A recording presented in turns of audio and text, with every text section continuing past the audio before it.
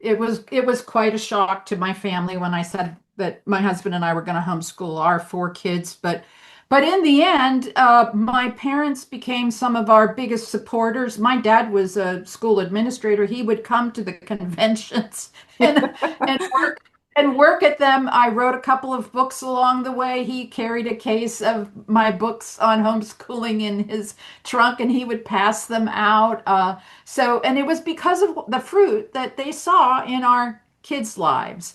And I did go on. I went back to school and finished my PhD when I was done homeschooling, and I'm an educational psychologist now by training. I did then get into homeschool research, um, and I have been able to stay in the homeschool community now. I've served with Karen on GHC, which is the Global Home Education Committee, which is an international board, and I'm also the executive director of AIM Academy Online, which we provide online classes. And we have some students in South Africa, mainly in the United States, but increasingly students around the world are taking our courses. And most of our teachers are retired homeschool parents who are now using the expertise that they cultivated from all those homeschooling years to help the next generation of homeschoolers. So I'm going to share my screen because I want to talk to you about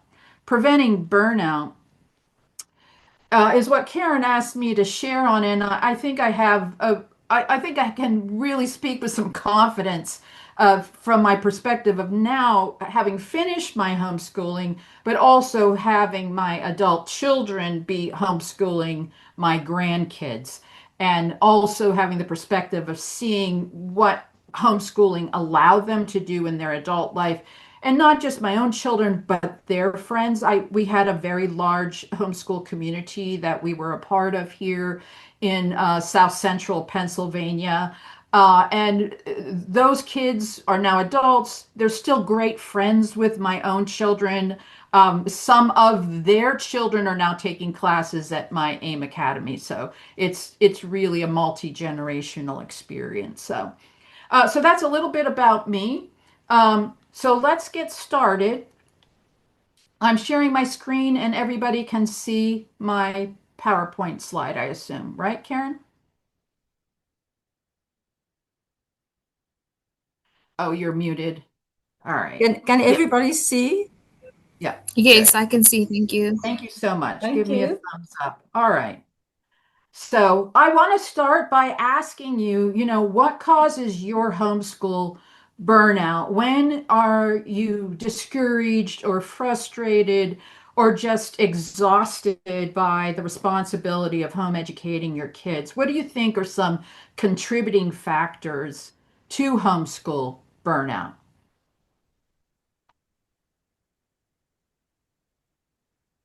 And I hope folks will be able to use the chat there just to let everybody know.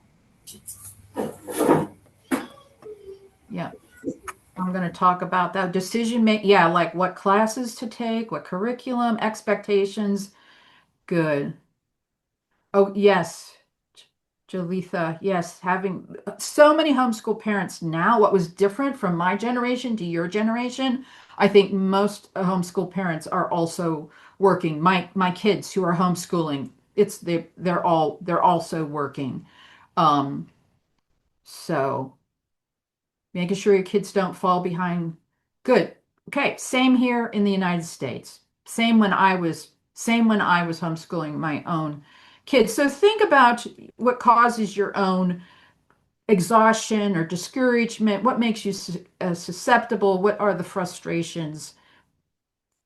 So I think that we can kind of lump what causes burnout into four categories, or at least for me, four categories that I am aware of. The first are areas that cause emotional stress. So burnout is a psychological experience. It's an emotional experience. It's not physically, there might be physical factors that contribute to the emotional stress, but really why we get burned out is because we're dealing with emotional stress.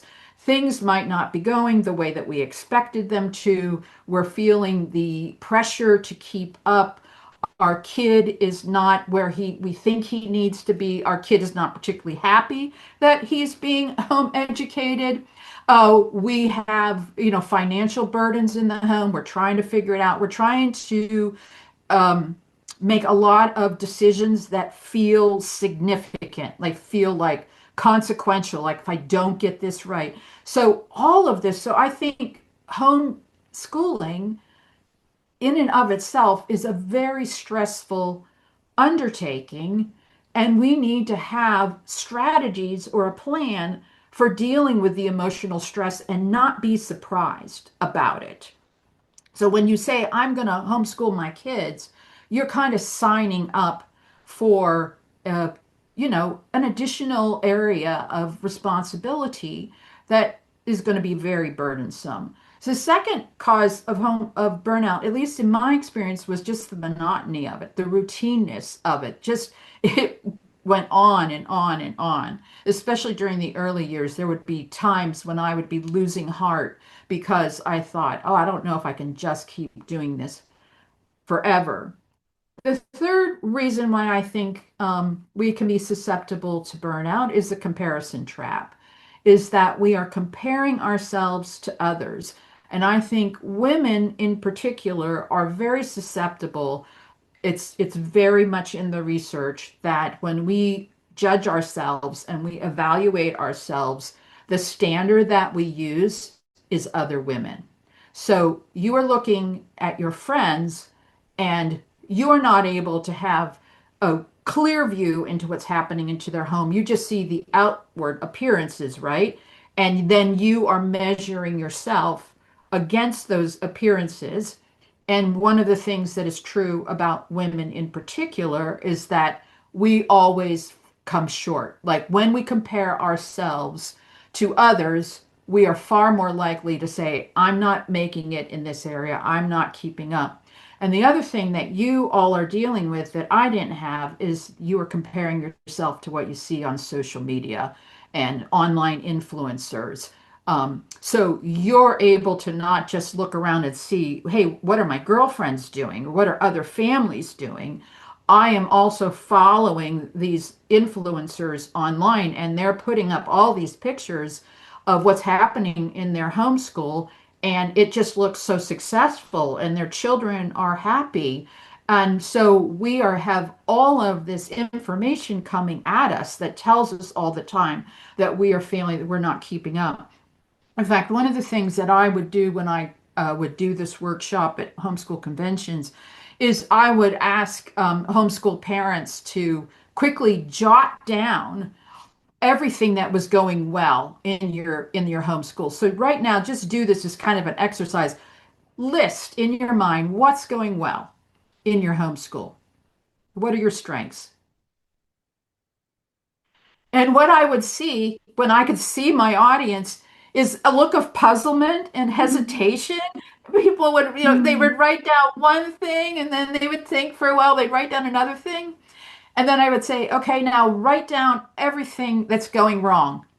Everybody head down, list, list, list, list. Most homeschool parents can just rattle off because they're so self-aware of what's going wrong in their homeschool. And it's because they have fallen into this comparison trap. And one of the things I want to leave you with today is that you're homeschooling, I bet, because you believe children are unique, that each child is unique and precious in the sight of the Lord, that we are homeschooling individuals, right?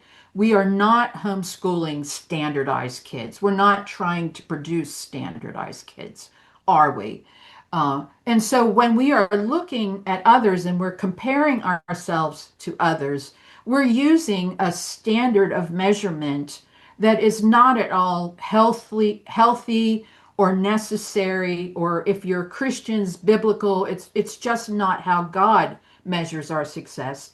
And it's really not how you would want your children to measure their success, right? You don't ask your children, like, okay, how are you doing in math? Well, let's compare you to how your sister's doing, or let's compare you to how your friend's doing. I mean, that's what we do in school, is we use standardized measurements and we tell kids that, they're behind or they're not on grade level or they are on grade level, or we tell them you're ahead of grade level, when in fact, these are just arbitrary standards that are man-made.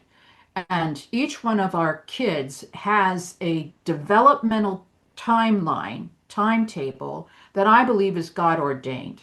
And we don't stress out when one of our kids is 2 inches shorter than her peers, right? We don't start going to the doctor to find out what can we do to help her catch up because she is short for her age. And we don't start trying to figure out interventions, and we don't start talking to her about, you're really behind in height, Susie. So we need to work on that this year, and we're going to be doing all kinds of exercises to help you catch up in height. We know that that's silly, and we know also that a delay in growth when kids are younger is not necessarily a prediction of whether they're going to be short or average or tall when they're adults. We know that kids have physical timelines, that developmental timelines that we need to respect. Well, kids have cognitive developmental timelines as well that are just as varied as their physical development is. And we need to respect that and accommodate that, which I commend you because homeschooling allows you to do so.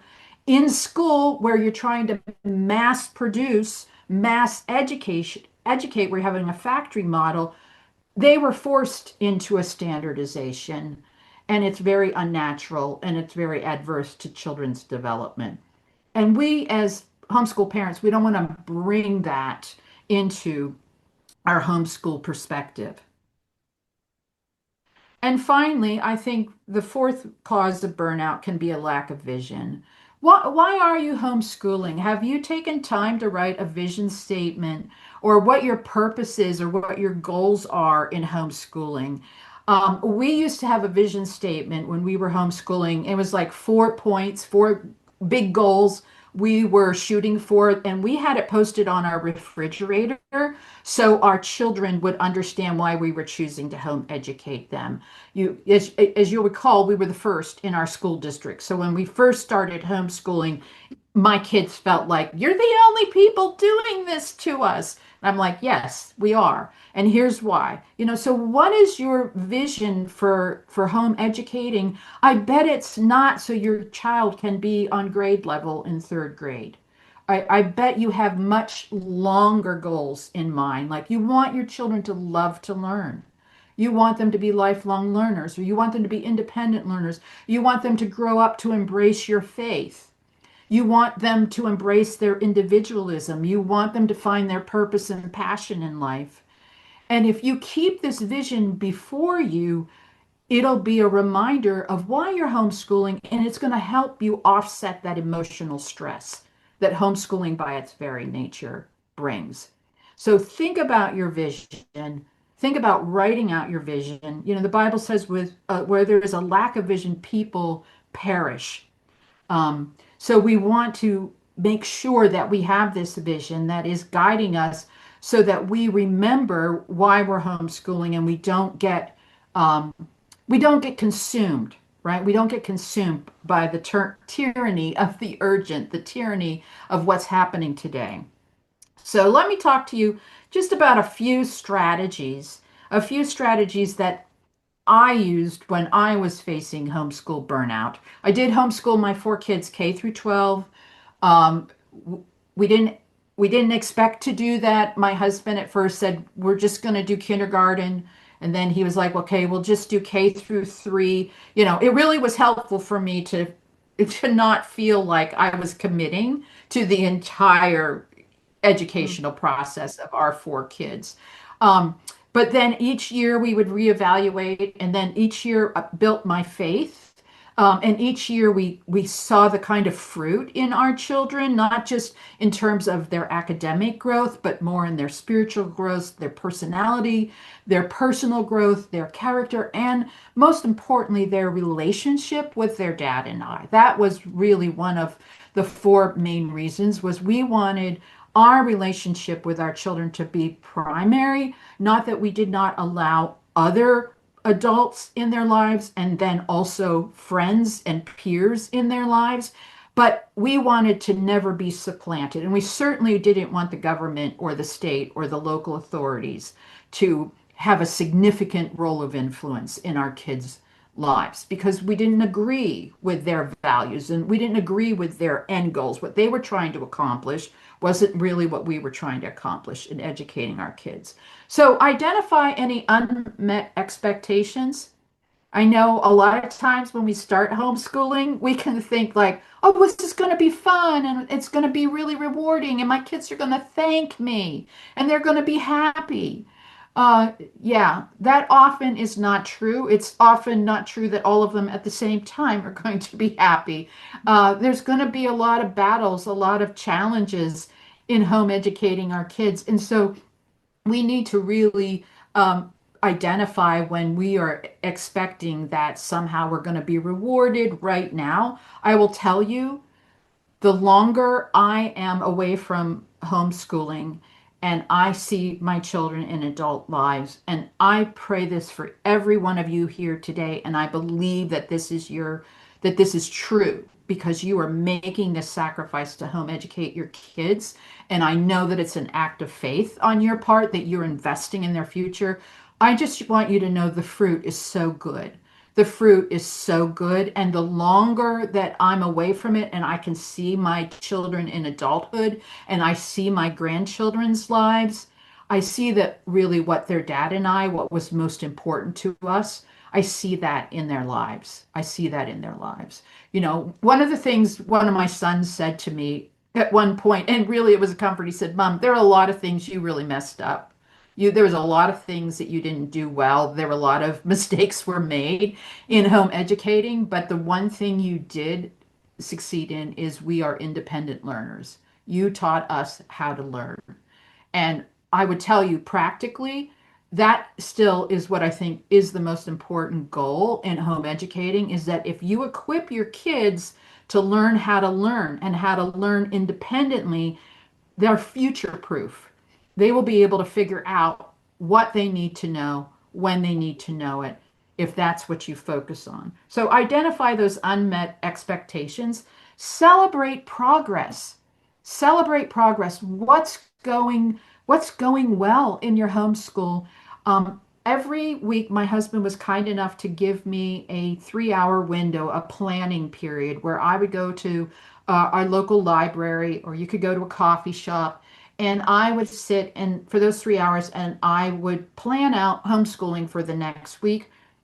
And I also would use that time to kind of reflect on what had happened. And I would think about the progress. And annually, I would have a planning retreat where I'd write out what are our yearly goals, and I'd write out character goals and academic goals, spiritual goals, family goals, things like that. And I would pull those out and remind myself, what's the goals for this year. And Karen is going to share with you a file that I created from a mom's homeschool planner that I published through Apologia some years ago. And this is just an example of how you might celebrate progress. In this file, are you able to upload that, Karen, or do you need me to at my end? You can do that, but I can also just, I think actually it might still be in the, yes, it is in the chat. So, All right, here comes from me. but you're welcome to do Yeah, it now. Yes. if you want to open that out and look at this, it just shows you, it's just a simple chart where I'm encouraging you to weekly jot down, hey, what was successful this week? What were the funny moments? Where did I see progress? Where did I see evidence of God's grace? What went well? And in this planner, then, because you were doing it weekly, and I know Karen and I were talking beforehand that you have maybe some more requirements coming your way. You have to register and you might be having to do more documentation than you have in the past. As I shared, I'm in Pennsylvania. and we had a lot of documentation requirements. Were considered to be a highly regulated state. I had to have a portfolio. I had to have a daily plan, a daily logbook of progress. I had to have an evaluation every year, and I had to have testing done regularly. Um, and all of that could be very, very cumbersome, but I thought I'm going to turn these lemons into lemonade. I'm going to turn this into something positive. And so I made those portfolios. I made those memory books, which are still in my basement, which my children occasionally go down and pull out their portfolios when they got engaged. Some of their fiancés or their future spouse wanted to see what their homeschool life had been like. And it was so much fun then to have these portfolios. And then we even had daily planners where it was like a teacher log book, or my kids kept their own planners when they were older. It was just a lot of fun to see what they did in third grade, to see what they did in fifth grade. So, turn this documentation into something positive for your homeschool. In the interest of time, I want to keep moving here. Accept your limitations. All right. There's a huge gap between the ideal and reality. Like, if you had unlimited resources, if you had unlimited time, and you were incredibly gifted in all subject matter, then you could have this awesome homeschool, right? Well, we have so many limitations. We have financial limitations, we have time limitation, we have competing responsibilities in our home. I know most of you are probably juggling some kind of part-time income, if not full-time work. You might be a single parent, or you might be facing sickness, or you might be caring for an older relative. You might have children with special needs. Like, accept your limitation. This is your life story, and we want to cultivate gratitude for the life that we have been given, and stop wasting a lot of energy meditating on, if only my life was different, if only this would change. I am so susceptible to this, to just investing a whole lot emotional energy in what I wish was different. I mean, I can tell you, because you're in South Africa, like, I wish I saw my kids and my grandkids more. I could my kids are most of my kids live away from me. And so I can spend a whole lot of time wondering, when are they calling next? When are they coming next?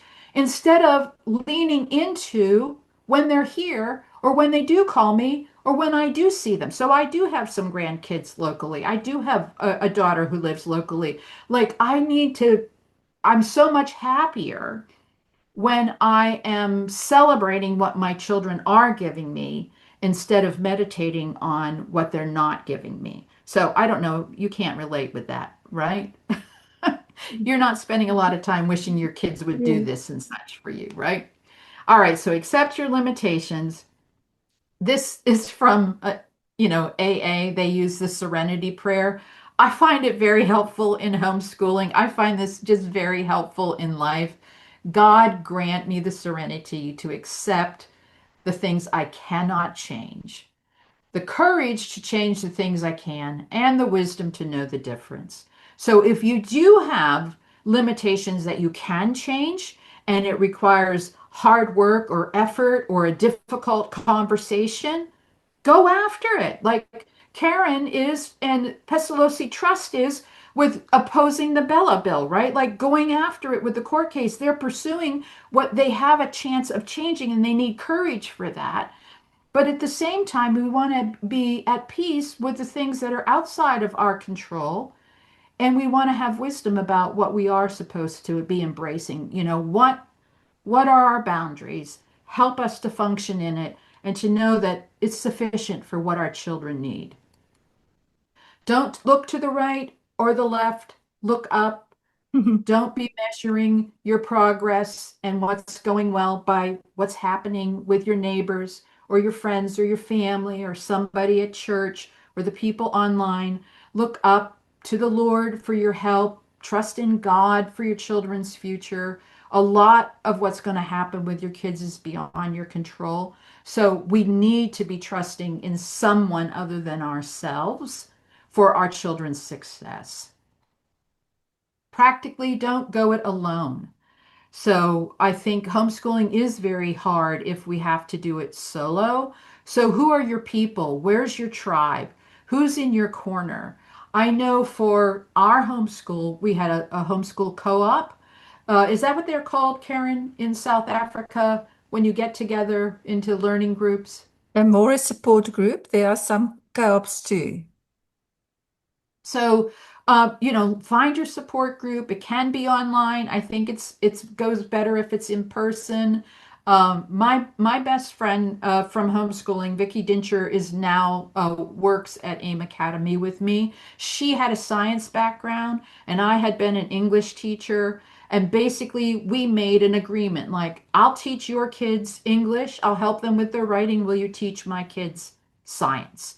And from that, it grew into a co-op where eventually we had another mom who said, I can teach French. So we found, a group of local families, and we got together, especially as our kids got older, we did bartering and exchanging. And some moms weren't able to, teach a subject to my kids in exchange for me teaching their kids English, but they would bake me bread or bring me a meal or they clean my house. So activate, be creative about how you can cooperate with one another and don't go alone. Do what you love. What is it that replenishes you? What do you really, really enjoy? Do you love gardening? Do you like hiking? Do you like biking? Do you like travel? Do you like reading? Do you like baking? Do you like cooking? I know a lot of homeschool parents often talk about what they miss or what they had to give up in order to be able to home educate their kids. Can you bring that love, that passion into your homeschool so that you stay refreshed and replenished? And if your goal is to raise kids who know how to learn, who are independent learners, if you realize, okay, that's the big academic goal here, is I want to equip you to learn how to learn, it doesn't really matter what you use as a vehicle for that. If you use cooking and baking for science and mathematics, and you investigate the history of bread, or if you learn about world cultures through their food because you're really into cuisine, that is a great way for you to leverage what renews you and restores you and is a passion of yours to keep you motivated in your homeschooling and also to get it done with your kids. So find ways to bring your passion. So at our house, we would run a 4-day week. So we had school 5 days a week, but we had 4 days was the routine in which we had the regular ordering of the subjects and a schedule that we were reasonably trying to follow. And then Friday was our free day for field trips or some special activity that I did with all four of my kids. So they were 5 years apart in terms of ages. So on Fridays, we would do something together, or I would think of like, what do I want to do on Friday? Maybe I want to read all day. And I did raise readers, so telling my kids on Friday, you get to read. As long as you're reading something, we're just having a reading day. Maybe you want to have a sewing day or a crocheting day or a puzzle day, whatever. For me, because monotony was something that gets to me, I'm a person who needs a lot of variety. It was a way for keeping my mojo going. Mix it up. Just keep things fresh, change things. We would do semester breaks. I would plan out what we're going to do for the first half of the year, and then I would make some changes for the second half of the year. Or maybe you want to mix it up by the month. When you're planning, build some variety in there. My kids would look forward to the change up. Okay. I only have to get through this by Christmas and then I get to start afresh in January. So, for instance, when before my kids were in high school, we would often just do science first semester and then history second semester. So I would try to reduce the number of subjects that we were trying to complete, because my homeschool requirement said I had to teach science and history, but I didn't have to teach them every single day. So I'm like, if it's not in there, I'm going to use that flexibility to the best of my ability. Well, our time is quickly going, and I just want to finish up with what I hope will be the most helpful takeaway is that what matters most about your homeschooling is going to surprise you. The things that I thought were so essential and critical and life-shattering didn't turn out to be all that important.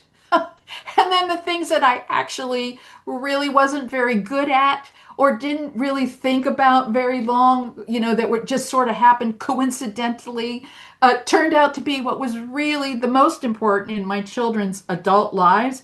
And I have countless stories, but I just want to tell you two quickly. So these are three of my 13 grandkids. This was taken 3 years ago. Um, and this is their mom, Katie, and she's a wonderful homeschool mom, and she's also the author of Apology as Elementary Math Curriculum, which I maybe you have seen. And why that is really funny and ironic and allows God to get all the glory is because our math program was the weakest part of our homeschool. In fact, Katie has a seminar that she does because she goes out to homeschool conventions now called, What My Mom Did Right, What My Mom Did Wrong. And the big thing that I did wrong is I really just thought I was raising, a language arts, humanities loving kids, and our math program just never was great, was never very successful. And through a number of circumstances, Katie ended up becoming a math major. When she was in college, she had to take 4 semesters of calculus before she was even admitted into the mathematics program because she had not gotten past trigonometry in high school. She hadn't even done pre-calculus. Um, but God used that because she was in these calculus classes trying to get into the math program at the University of Pittsburgh, where she came to the attention of her professors. She was a good math student, fortunately, once she had a good teacher. She was surprised to find out she had great aptitude for mathematics. Anyways, she was offered a job as a sophomore in the mathematics department at the University of Pittsburgh, and she ended up then working for the math department throughout her college career and working on a math textbook while she was in college. And that kind of set her up for then going on to write her own math curriculum later on. So, despite me, I get no credit for her successes in life. And this is my youngest. This is my daughter, Kristen, and her husband, Cameron. They were high school sweethearts. They were both homeschooled. And this is adoption day when she and Cameron adopted 6 siblings out of foster care. And so a little story about Kristen. This is the best day of our family life. If you ask me, what's my best experience in life, I'm gonna tell you the day that these 6 kids joined our family. Mhm. Kristen was my youngest. Kristen was my youngest, and so she got neglected. She was a late reader. She didn't read till she was 10. She really struggled in school. She felt uh, she had low self-esteem because she felt like her siblings were all better at homeschooling or at learning than she was. And then just through God's providential care and hand in her life, the fact that she struggled with learning led first to her becoming a Christian because she had to trust the Lord to learn how to read when she was much older than most of her peers. And the miracle really didn't stop there. Kristen today is a reading specialist. That's her job. And she feels like she went into becoming a reading specialist because she really identifies with kids who struggle to read. And now she is parenting these 6 lovely kids who Mhm. came out of a pretty difficult situation. And it's just amazing the kind of gains that they're making when being in a loving home with her and her husband. And again, you know, what really mattered, what really turned out to be important in her life or in Katie's life or the lives of my sons aren't really the things that I spent any time worrying about. They turned out to be things that, you know, were Mm. beyond my control. So that's what I wanted to share with you, but I'm happy now to take time to um, answer questions or have comments.